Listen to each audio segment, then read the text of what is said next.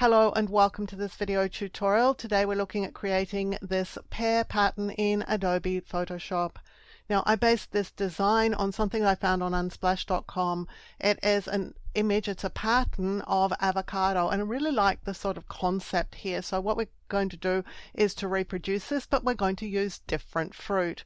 So what I did was I went to unsplash.com, I typed in the word pear, and I went looking for some pear images. What I'm looking for here is a cut pear and a whole pear that are sort of the same sort of proportions, and that wasn't as easy as it might seem. So my cut pear appeared fairly much at the top of my search, and this is the one I'm going to use. So I'm looking at the image and thinking, can I find something that has a tall pear in it, probably a green pear, and I want it to be sort of maybe a little bit dark so that the colors are going to work together. So I scrolled down and managed to find a whole pear that I wanted. This one can't really be used because of the angle on it and because part of it's missing. So I was looking for color and shape and ease of cutting it out. This one would have been okay, but it's a bit squat. It's not as tall as the other one was. So I was looking for things more like this. And this is the one that I actually settled on. I'm going to use this middle pear here. So I've gone and downloaded them. You can download them free from unsplash.com. So let's go across to Photoshop where I have the two images already open in Photoshop. I'm going to the new object selection tool here in Photoshop. I'm just going to click on this object so that selects it. Let's see the layers panel because we're going to be working with this. In the layers panel, what I want to do is to add a mask to this, and then I'm just going to check in and make sure that I've got all the bits that I want and nothing is cut off and nothing is extra in there. I think everything's looking pretty good. So I'm going to Control or Command click on this little icon here, which adds a layer below. And I'm just going to right click the topmost layer and choose merge down. And what that does is it merges it so I only got this pear, I've got no background. So we've created basically a pear image with a transparent background. We're going to do the same over here. Go back to the object selection tool, click on this pear, add our mask, and then check everything out. I've had some problems isolating this, a couple of problems. One is that there's a chunk out of it here, and the other is that there's an extra bit on the bottom here. So we're going to need to deal with the chunk because we can't build back a missing piece if we've actually deleted it. So what I'm going to do is I'm going to make white my foreground color because you can see the pear is white in here. I'm going to get a brush, and I have a hard, small, round brush. And I'm just going to make sure that my mask is selected. So there's this white border around here. I'm just going to paint over the bit that I want back. So I think there's a bit of a stalk missing there. I think without that it's going to look a bit weird. Let's go to the bottom here where I've got too much. So I'm going to switch my colors because I'm going to paint in black, and that'll allow me to remove something here. I'm just going to carefully erase around this bottom edge to sort of take out that lump, if you like. I think the pear looks better now.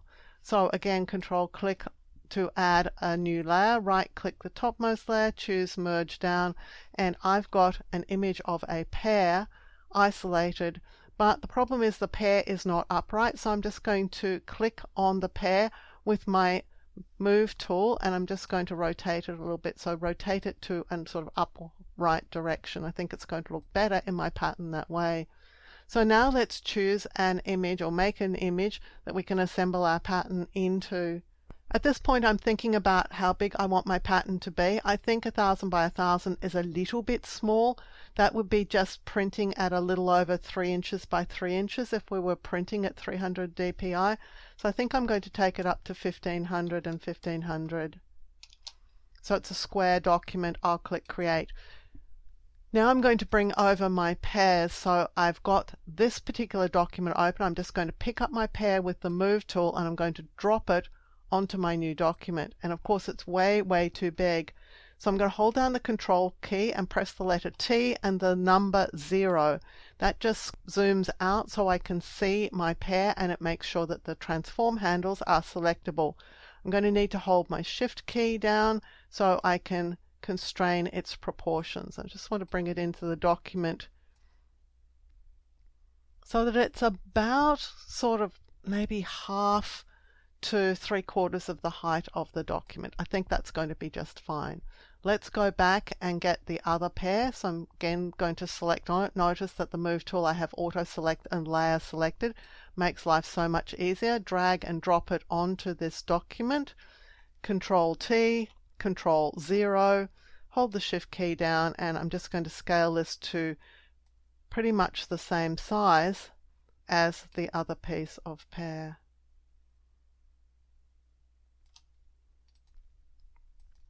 This background layer, I'm going to add a layer above it. I'm going to choose Layer, New Fill Layer, and then Solid Color. Click OK. Just choose any color, it doesn't matter. Click OK. And now I can get rid of my background layer. This solid color fill layer just gives background to my pattern, and it also does something else. It allows me to change the color really easily by just selecting over a color and then click OK, rather than have to decide which color I want to use and then test it and realize it's not the color I wanted or whatever.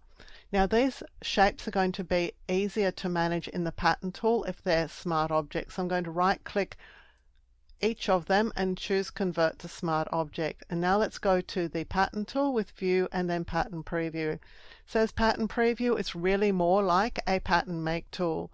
It works best with smart objects. We already did that, so I'm just going to click OK. I'm going to zoom out, and then I'm just going to move these shapes around. And what I want basically is the middle of this pair to be over the corner of my square, effectively my document, and this pair to be right in the middle. And that's a pretty good pattern. Now at this stage, if you wanted to make these objects bigger, you could, but we're just going to leave them at this size. I'm opening my Patterns panel, and I'm just going to click in the bottom right corner here, and I'm going to call this Pairs 1. Now there are a couple of other things that we can do with this pattern apart from adding a border around it. So let's have a look at the border thing first of all. I'm going to select over this shape. I'm going to choose FX, and I'm going to use stroke.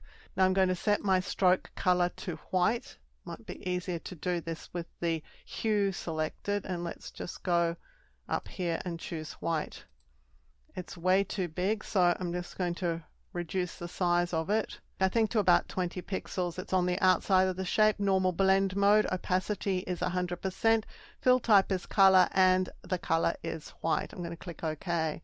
I've got a stroke on this pair. I'm just going to right click and choose Copy Layer Style.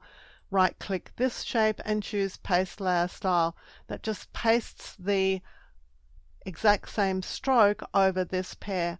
And notice that because we had it set up as a smart object, the stroke has gone around the outside of the shape. It hasn't actually, you can see what the shape looks like in this panel here. It hasn't gone around the edges of the pieces. It's gone around the shape. It's part of the reason why we're using smart objects here. It just works so much better. Let's change the color this time. Choosing these sort of dusky green colors really makes the pairs pop. I like this a lot. So let's go back to the Patterns panel and let's add this new pattern. The other thing I want to look at here is if we don't have the stroke but we want to add a drop shadow. So I'm going to double click on the effects here, and this time let's choose drop shadow. It's here at the bottom, so I'm turning it on. For the drop shadow, we're going to adjust its position, so I'm just going to place it so it's sort of on this side of the pear. You can play with the distance away from the fruit, the spread, and the size. The spread is sort of more like size, and size is more like sort of fluffiness. So just be aware, I think I've always thought that these two options were labeled incorrectly. They just never really made sense to me. I've got multiply blend mode, and right now I'm using a gray color. Gray is really helpful rather than a color itself, rather than using green or red or whatever, because gray is going to just blend in nicely to whatever background you have. So I do prefer to use grays as my shadows. going to bring down the opacity a little bit. It is on multiply blend mode, but I'm just going to adjust the opacity. When you're happy with your shadow, just click OK. And of course we can pick this up and copy the layer style and just go and paste it onto this other layer. So both of these pairs have the exact same shadow applied to them. Let's change our background color while we're here. And again, go to our patterns dialog so that we can add this new pattern. Once we're done with the pattern preview, we'll just choose view and then turn off pattern preview. Notice that we've got just a fraction of a pair in here. We've actually got the whole pair. If we go back to pattern preview, we're going to get our entire pair back again. You can see that it's still there even though it's not visible here, but also we can just go and grab it and move it back in. However, I would be saving this because this is all nicely laid out. If you simply wanted to change the background color or something, then it's easy enough to just open this document back up, change your color, save your pattern, and you're off and running. To use your pattern, you're going to need a new document. So I'm going to make a document much larger. Mine's 6000 by 6000. That's larger than the pattern was. Let's go to Window and Patterns, and let's go and grab the patterns and just drag them into the document. These are the patterns that we made. You can change the size of it by double clicking on the thumbnail, and for example, if you wanted your pattern to be smaller, then you could just change its size here. Because I scaled the size down, every time I drag and drop a pattern into the document, it's going to have that exact same size. Again, editable by double clicking on it. Can bring it back to 100%. You don't want to take it too much over 100% because you will be potentially pixelating your pattern. So just be aware that increasing the size is not a particularly good idea. It would be better to design the pattern at a larger size to begin with. If you like carefully researched content like this, clearly presented in a step-by-step format so that you can get great results, then you'll love my Skillshare content.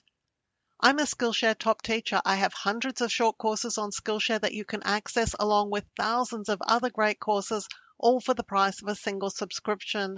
If you're interested, there's a Skillshare coupon for you in the description below to use to sign up. Using this coupon benefits me as a creator, and it helps me continue to make free content available here for you also on YouTube. Thank you for joining me for this video tutorial. On the screen now, you'll see a video that I've hand-picked for you. If you enjoyed the video you've just watched, I know that you're going to really enjoy the one I've picked for you to watch next.